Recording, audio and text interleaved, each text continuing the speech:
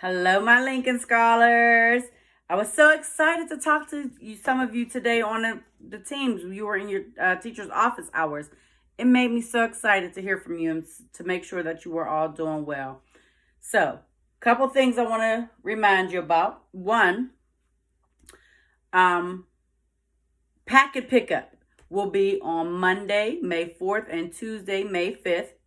Also, my birthday. Don't forget, May 5th, my birthday. But packet pickup will be Monday and Tuesday. Please, if you need a packet, make sure you come to get your packets on Monday and Tuesday from 10 to 2. We won't be there any earlier than 10 and no later than 2. So please make some arrangements to come and pick up packets if you need one. Okay? All right. And don't forget to go get those grab and go lunches. Listen, they're not just sandwiches. They're not just cold cut sandwiches and peanut butter and jelly. Now, sometimes they are, but sometimes they have peanut butter. They have cheeseburgers. They have macaroni and cheese. They have a lot of different stuff for you all to go up there and get. I think they have chocolate milk and juice. So make sure you're going up there and getting some of those delicious lunches, because I know that you all are sitting at home doing some bored eating. Just eating because you can. All right. So all of that aside, I got my little baseball hat on today because today I'm reading a story called The Bat Boy and His Violin. So it has something to do with baseball, but can you guess what else it has to do with? I'll wait. Okay, yes. His violin. Wonder what he wants to be when he grows up, right? And if you see this little thing right here, this book also won the Coretta Scott King Award for its writing and illustrations. It's a great book. So the book is The Bat Boy and His Violin by Gavin Curtis and illustrated by E.B. Lewis. So I hope you enjoyed the story. I sashay my bow across the violin strings the way the mosquitoes skim a summer pond. With hardly any mistakes, Travasky fills the living room of our house on Tyler's Road.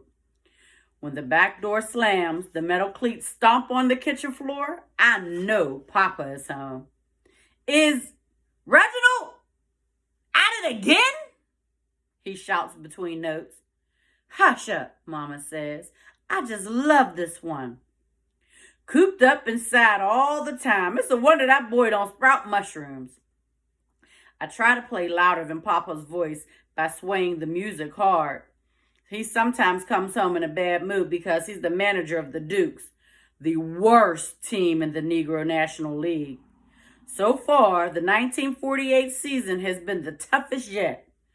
Papa's even having trouble booking games the team is likely to lose. He says it's because all his best hitters and fielders have gone over to play for the white teams, the way Jackie Robinson did last year.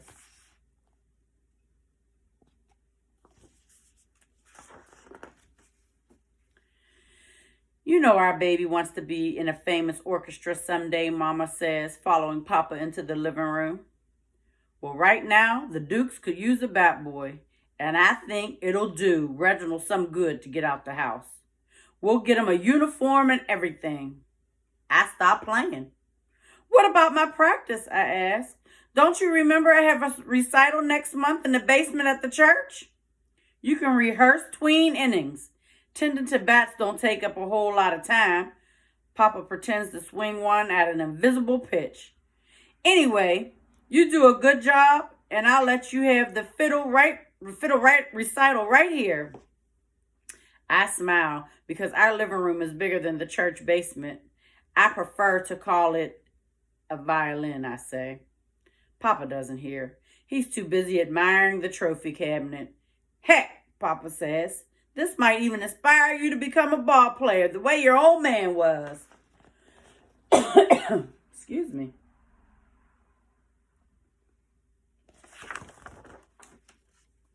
The next morning, I ride with Papa and the Dukes to Cleveland on the team's rickety old bus. We get to the field for our game against the Buckeyes, and the bleachers are already packed with the fans. That is a rickety-looking bus. But I guess when it's all you have, that's what you ride. Mr. Forrest, the shortstop, is first the first one up. I want to do a good job, so I bring him 6 bats to choose from. It's too many, and they roll out of my hands and make Mr. Forrest stumble like he's skating on ice. He lands flat on his backside, making the crowd howl like they've just seen a circus clown performance. One at a time, boy. Papa's face is all crinkled up. Mr. Forrest gets up and misses the ball 3 times. Nobody else falls. The next 2 outs come quickly. The Dukes take the field, and I notice some bats are scuffed from Mr. Forrest's cleats. I remember to polish the polish I use on my violin, and I buff the bats clean with the towel until they shine. I lean them with the others evenly in a row against the fence, standing beside them ready for when it's the Duke's turn at bat again, praying nothing else goes wrong. Oh boy, that can't be good. Can you see that? There's a little glare in there. Sorry. Starting to get a hang of it, ain't you, Papa says. Yep, I say, rocking heel to toe and toe to heel. Mr. Mosley, the third baseman, tips his cap because I hand him a bat. When he swings at the pitch, the bat slips out of his hands and misses the umpire's head by no more than 1 inch. I'll pass out the bats, Papa says after the umpire has calmed down. Papa grumbles under his breath because the umpire makes him rub dirt on each of those bats. Can I help? I ask. Why don't you relax a spell on the bench?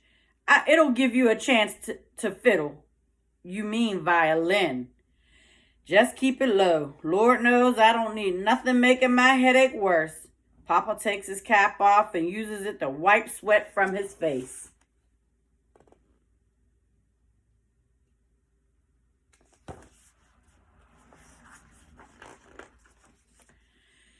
I play Swan Lake the way I feel, sad and quiet.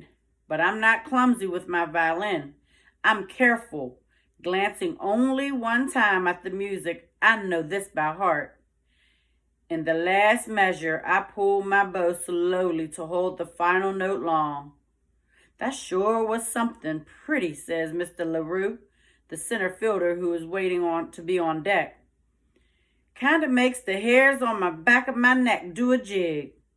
Thank you, I say, a little embarrassed that anyone had listened.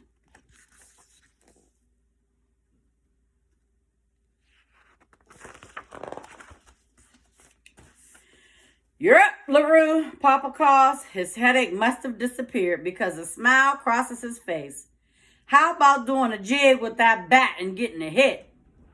As Mr. LaRue steps up to the plate, I start to play again. He lets the first pitch go past him, but swings hard on the next.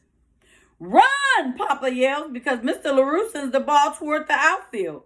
Before he can reach first base, the ball leaves the park.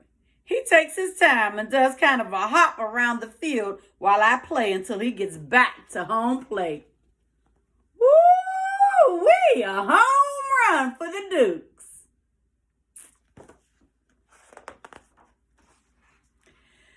Mr. Irvin, the catcher, bats next, and I play Mozart.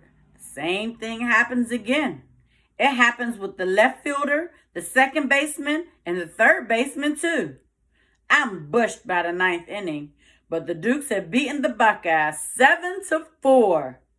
It's the first game they win in months. Ain't this talented boy? Papa says, a message in my arms instead of the pitcher's. They all got bats, got hits when he played his violin. Each day, I like being the bat boy more than the last. Papa handles the bats and lets me play my violin as much as I want. Besides, the Dukes have stopped losing. I haven't seen Papa this happy since he was a player. 3 weeks into our winning streak, Papa makes an important announcement. We got us a game with the Monarchs. I'm the only one not cheering. So I ask, are they good? Any good, he says. They're the best color team I say.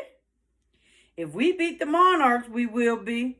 Folks are saying now that baseball's coming integrated, the Negro Leagues won't be around forever.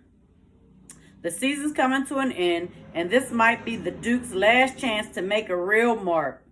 Make a name for themselves. Papa lifts me up on his shoulders. Good thing we got us a gifted little boy.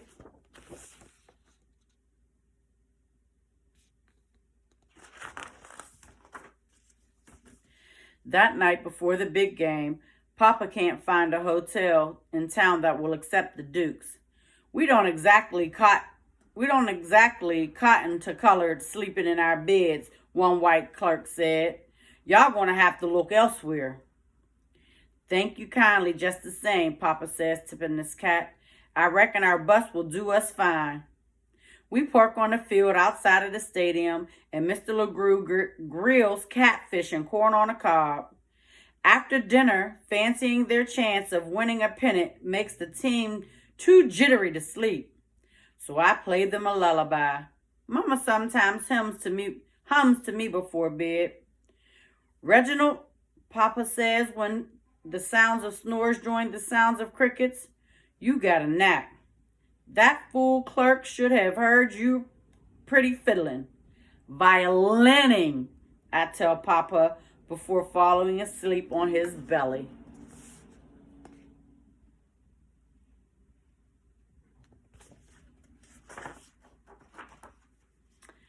The next day, the sun is high and a little shade can be found once the game has gone into extra innings. I play my best, but nothing seems to work, at least not for the Dukes. I play Beethoven, and Mr. Forrest and Mr. Mosley both hit balls that seem to fly right back into the pitcher's glove. I play Mozart, and Mr. LaRue is tagged out at home. But when I play Bach with the game tied, 2 outs, and Papa very nervous, Mr. O'Neill from the Monarch knocks a high curling wallop into left field. I stop playing just in time to see the ball easily clear the field. The Dukes lose 18-17. Oh, poor Dukes. So that's their field. Poor things. They tried so hard. The team congratulates the Monarchs and heads for the showers. No one says anything when they walk past me. Papa looks sad as he gathers up the equipment. I want to help him, but I go straight to the bus instead, wondering if the church basement is still available for my recital. That's Reginald and his dad getting the bats up, or his dad. And the team with their heads hung low. Son, Papa finally says on a quiet ride home, play something happy. He takes the violin down from the baggage rack and hands it to me.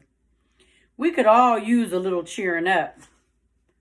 I was afraid you wouldn't like my music anymore. I twist the pegs and make sure it's tuned. Of course I still like your music. Papa sits in the seat and puts me on his lap. It sure helped us get a lot further than I thought we could get without our best players. Shoot, when I shut my big mouth and listened, I loved what I heard. I love you, though, most of all. Win or lose, Negro Leagues or not, ain't no ball game ever going to change that. I love you too, Papa. I hug him and then play the minute waltz over and over again.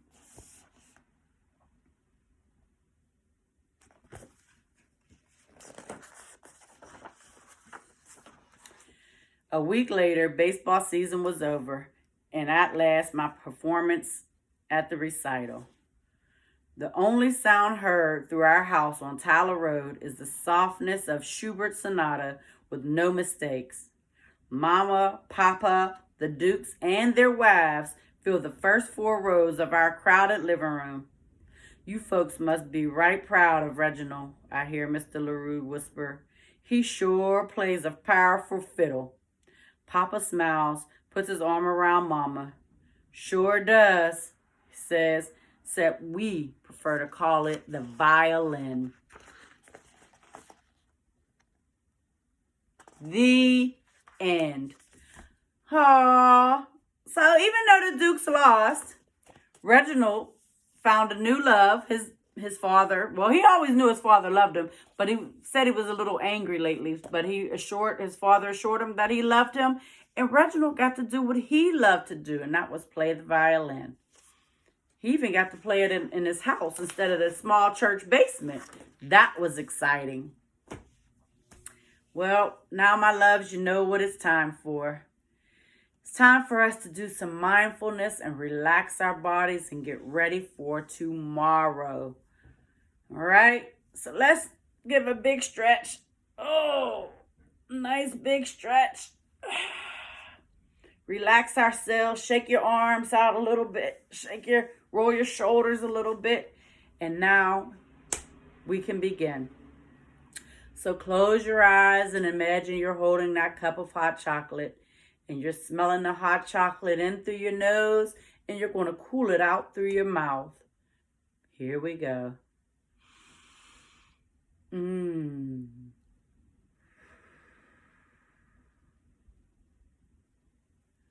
Now we have our flower petals that we can smell and blow out to the universe, in through the nose and out through the mouth.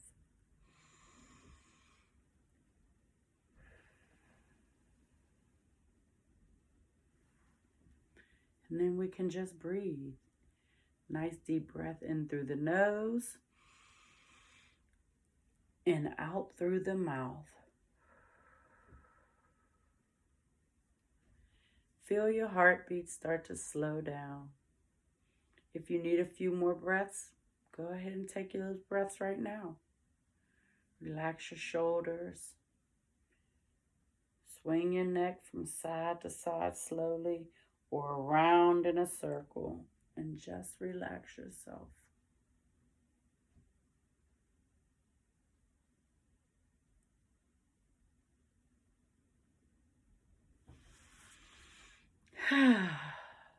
So now it's time for us to get ourselves together for tomorrow. Remember, be kind to each other, love on each other, and try to get some fresh air tomorrow. And I'll be back to see you tomorrow. One more thing. I wanted to let you know I'm going to do shout outs on Friday. So your teachers have been sending me some shout outs for all of you who have getting your work done and turning it in. So I'm super excited about that. So I can't wait for those shout outs to come. They're sending them to me tonight and tomorrow so we can get that video out for you all. All right. I love you all, my Lincoln Scholars, and we'll be together again soon. Have a good night.